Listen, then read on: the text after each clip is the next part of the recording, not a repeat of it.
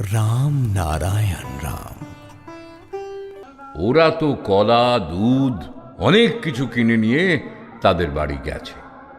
তারা তো দেখে অবাক, এগুলো কেন?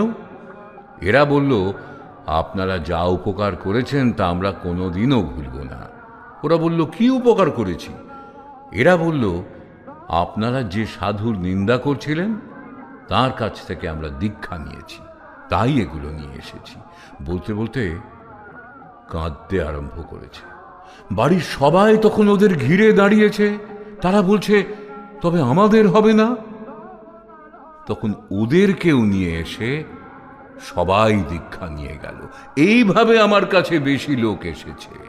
বড়ি দেওয়ার জন্য যে ডাল, তা যত ফেনানো হয় ততই ভালো।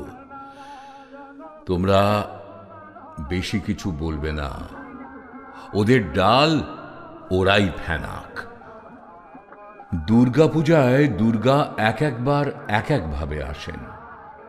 তার যে গণেশ, অত বড় দেবতা, যার পুজো হয় সবার আগে, তার বাহন কি? ছুঁচো, নর্দমায় থাকে। আর আমার বাহন হচ্ছে নিন্দা, অপবাদ। এর ভেতর দিয়েই আমি বেশি প্রচার পাবো, কেননা সাধারণেরা এটাই বেশি শোনে।